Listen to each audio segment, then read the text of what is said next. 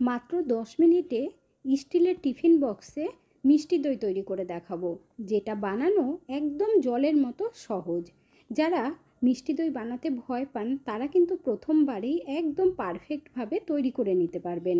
না তো দুধ ঘন্টার পর ঘন্টা জাল দিতে হবে, না মাটির হাঁড়ি লাগবে। মিষ্টির দোকানের মতো একদম পারফেক্ট ক্ষীর দই আপনারা ঘরেই তৈরি করতে পারবেন। সহজভাবে আপনাদেরকে তৈরি করে দেখাবো, যাতে করে মিষ্টি দই বানাতে আপনাদের আর কোনো রকম সমস্যা না হয়। আপনারা হয়তো অনেকেই মিষ্টি দই বানাতে গিয়ে একবারও পারফেক্ট হয়নি, তাদের জন্যই আজকের এই রেসিপিটা। মিষ্টি দই টেস্ট করার জন্য আপনাদের আর 8-9 ঘন্টা ওয়েট করতে হবে না। একদম ক্রিমি ক্ষীর দই আপনারা ঘরেই খুব সহজভাবেই তৈরি করে নিতে পারবেন। নমস্কার বন্ধুরা, মিঠুস ওভেনে আপনাদের সবাইকে স্বাগত জানাই। আজ আমি আরও একটি নতুন ভিডিও নিয়ে চলে এসেছি আপনাদের সামনে। প্রথমে একটা বোল নিয়েছি, তার মধ্যে মেজারিং কাপ মেপে নিয়ে নেব 2 কাপ পরিমাণে জল। এখানে আমি উষ্ণ গরম জল নিয়েছি, আপনাদেরকে একটু চেক করে দেখিয়ে দিচ্ছি। দেখুন, এইভাবে আঙুল দিয়ে চেক করে নেবেন। তারপর দিয়ে দেব এর মধ্যে আমুল দুধ। আমুল দুধ 1 কাপ নিয়েছি, আর ওজনে আছে 125 গ্রাম। এখানে আমি আমুল দুধ ইউজ করেছি, আপনারা যে কোনো মিল্ক পাউডার ইউজ করতে পারেন। এরপর জলের মধ্যে দিয়ে তারপর হ্যান্ড উইক্স দিয়ে খুব ভালোভাবে মিশিয়ে নিতে হবে। উষ্ণ গরম জলের মধ্যে দুধটা গোলালে পরে একটু দলা পাকিয়ে থাকে না, এটা কিন্তু অবশ্যই খেয়াল রাখবেন। এতে করে আমাদের মিষ্টি দইটা কিন্তু একদম পারফেক্ট হবে। গুঁড়ো দুধ খুব ভালোভাবে মেশানো হয়ে গেছে, এর মধ্যে কোনো রকম দলা পাকিয়ে নেই। এখন আমরা সাইডে রেখে দেব। দইয়ের জন্য আমরা ক্যারামেল তৈরি করব। তার জন্য ফ্রাই প্যান নিয়েছি, এর মধ্যে 1/2 কাপ পরিমাণে চিনি দিয়ে দিলাম। আপনারা চাইলে যে কোনো কড়াইতেও ক্যারামেলটা তৈরি করতে পারেন। তারপর এইভাবে হাত দিয়ে একটু ছড়িয়ে দিতে হবে। এই সময় আমরা গ্যাসের ফ্লেম মিডিয়াম আঁচে রেখে দেব, আর জল দেওয়ার দরকার নেই। যতক্ষণ না চিনিটা গলবে আমরা কিন্তু আর নাড়াবো না। এখানে আপনারা দেখতেই পাচ্ছেন আস্তে আস্তে চিনিটা গলতে লেগেছে। দেখুন, কালারটা কিন্তু আগের থেকে অনেকটাই চেঞ্জ হয়ে গেছে। এরপর আমরা একটা স্প্যাচুলা দিয়ে আস্তে আস্তে করে নাড়িয়ে দেব। গ্যাসের ফ্লেমটাকে কিন্তু মিডিয়াম আঁচেই রাখতে হবে, বাড়িয়ে দেবেন না, তাহলে কিন্তু চিনিটা পুড়ে যাবে। সেই ক্ষেত্রে মিষ্টি দইটা আমাদের তেতো হয়ে যাবে। এখানে দেখুন চিনিটা খুব ভালোভাবে মেল্ট হয়ে গেছে, আর ক্যারামেলটা কতটা সুন্দর হয়েছে। এর মধ্যে আমরা জল দিয়ে দেব। 1 কাপ পরিমাণে দিতে হবে। একবারেই কিন্তু দুধটা দিতে যাবেন না, তাহলে ভালো হবে না। আর জলটা দিয়ে আস্তে আস্তে করে খুব ভালোভাবে মিশিয়ে দিতে হবে। গ্যাসের ফ্লেম মিডিয়াম আঁচে রাখবেন। খুব ভালোভাবে মেল্ট হবার পরেই কিন্তু দুধটা ঢেলে দিতে হবে। পুরো লিকুইড হয়ে গেছে ক্যারামেল, এর মধ্যে আমরা এখন দুধ দিয়ে দেব। দুধ গোলানোর সময় আমরা 2 কাপ জল দিয়েছিলাম, আর এখন 1 কাপ দিয়েছি। টোটাল আমাদের 3 কাপ জল লাগবে।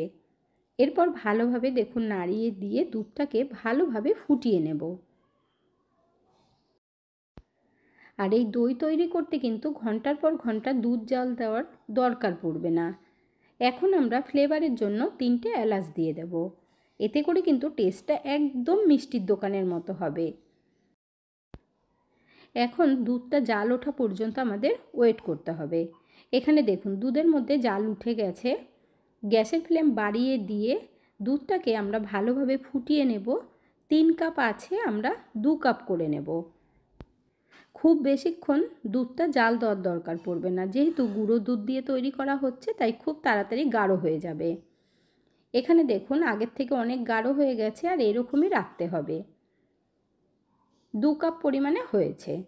এখন আমরা নামিয়ে নেব। আর কালারটাও দেখতে পাচ্ছেন কতটা সুন্দর হয়েছে। গ্যাসের ফ্লেম বন্ধ করে দেবার পর কিছুক্ষণ এইভাবে কিন্তু নাড়াবেন আপনারা, এতে করে দুধটা একটু ঠান্ডা হয়ে যাবে। এরপর আমরা দুধের বীজ তৈরি করব। তার জন্য দেখুন এখানে 3 চামচ টক দই নিয়েছি, তারপর ছাঁকনির মধ্যে রেখে জলটা খুব ভালোভাবে ঝরিয়ে নিতে হবে। তাই এই কাজটা আপনারা আগে থেকেই করে নেবেন। এরপর আলাদা একটা বোল নিয়ে নিলাম, এর মধ্যে দইটা ঢেলে দিচ্ছি।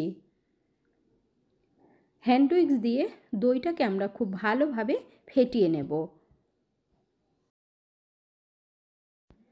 এই টক দইটা ফেটাতে ফেটাতে দেখবেন একদম ক্রিমি টেক্সচার এসে যাবে। দেখুন বন্ধুরা, ঠিক এইরকম কিন্তু তৈরি করতে হবে।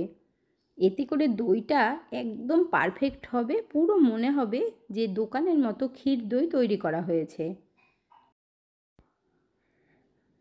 এই দুধটা কিন্তু একটু গরম আছে, তাই আমরা নাড়িয়ে নাড়িয়ে আর একটু ঠান্ডা করে নেব। খুব বেশি গরম দুধের মধ্যে দিলে কিন্তু দইটা ভালো হবে না, কেটে যাবে। দুধটা কতটা গরম আছে সেটা আমি একটু আঙুল দিয়ে আপনাদের চেক করে দেখিয়ে দিচ্ছি।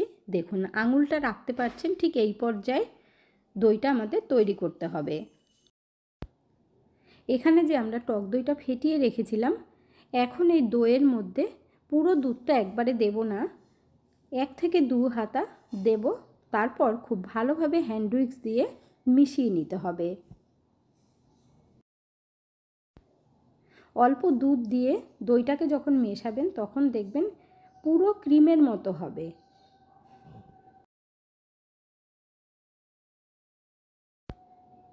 এখানে দেখুন বন্ধুরা কত সুন্দর হয়েছে। এর মধ্যে এখন পুরো দুধটা আমরা ঢেলে দেব। এখন এই উষ্ণ গরম দুধ আমরা দইয়ের মধ্যে পুরোটাই দিয়ে দেব। অনেকেই যারা আপনারা দই তৈরি করার চেষ্টা করেছেন কিন্তু পারফেক্ট হয়নি, তারা এই রেসিপিটা ফলো করে তৈরি করবেন, একদম পারফেক্ট হবে, কোনো রকম অসুবিধা হবে না। এখন আমরা দুধটা দইয়ের সাথে খুব ভালোভাবে মিশিয়ে নেব। এর ফলে দইটা কিন্তু খুব সুন্দর হবে। এখানে দেখুন দইটা ফেটাতে ফেটাতে ওপরে কত সুন্দর ফেনা মতো হয়ে গেছে। এতেই বোঝা যায় দই কিন্তু আমাদের একদম পারফেক্ট তৈরি হবে। এরপর দই জমানোর জন্য আমরা এরকম টিফিন বক্স নিয়ে নেব। এই টিফিন বক্স কিন্তু সবার ঘরেই থাকে, তাই দই জমানোর আর কোনো রকম অসুবিধা হবে না। এরপর দুধটাকে একটু ওপর থেকে আমরা ঢেলে দেব। তাহলে দেখে নিলেন বন্ধুরা, দই তৈরি করার জন্য কিন্তু কোনো রকম আর মাটির হাঁড়ি বা মাটির কোনো পাত্র দরকার পড়বে না, যে কোনো পাত্রেই আপনারা দই বানিয়ে নিতে পারবেন। তবে আপনারা এমন টিফিন বক্স নেবেন যেটার ঢাকনা খুব টাইট। ঢাকনাটা ওপর থেকে আটকে দেব একটু চেপে, দরকার হলে আপনারা ফয়েল পেপার দিয়েও আটকে দিতে পারেন। এরপর গ্যাসের ওপরে কড়াইতে জল দিয়েছি আর একটা স্ট্যান্ড বসিয়ে টিফিন বক্স বসিয়ে দিলাম। ওপর থেকে ভালোভাবে ঢাকা দিতে হবে। তারপর গ্যাসের ফ্লেম মিডিয়াম আঁচে রেখে 10 মিনিট আমরা ভাপিয়ে নেব। 10 মিনিট হয়ে গেছে। এখন আস্তে আস্তে করে ঢাকনাটা তুলে নিতে হবে, আর মিডিয়াম আঁচে রেখেই কিন্তু ভাপিয়ে নেবেন। গ্যাসের ফ্লেম বন্ধ করে দিয়েছি। এখন কিন্তু আর আমরা টিফিন বক্সের ঢাকনা খুলব না, ওপর থেকে আবার ঢাকা দিয়ে দেব। এইভাবে ঢাকা দিয়ে ঠান্ডা করতে হবে। পুরোপুরি ঠান্ডা হয়ে গেলে তবেই কিন্তু আমরা টিফিন বক্সটা বার করে নেব। যতক্ষণ ভালোভাবে ঠান্ডা না হবে ততক্ষণ কিন্তু ঢাকনাটা খোলা যাবে না। খুব ভালোভাবে ঠান্ডা হয়ে গেছে, এখন খুলে দেখিয়ে দিচ্ছি আপনাদেরকে। দেখুন বন্ধুরা, কত সুন্দর আমাদের মিষ্টি দই তৈরি হয়ে গেছে, আর একদম দোকানের মতো লাগছে কি না বলুন।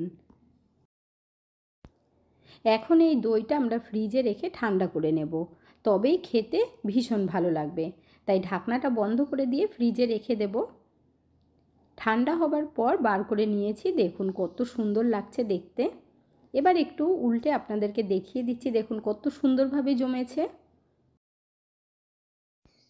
এই রেসিপিটা যদি ফলো করে আপনারা ঘরে তৈরি করেন তাহলে কিন্তু আর দোকান থেকে কিনে খেতে মন চাইবে না।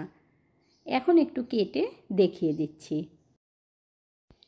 আপনারা দেখতেই পাচ্ছেন দইটা কত সুন্দরভাবে জমেছে, একদম টাইট হয়ে গেছে।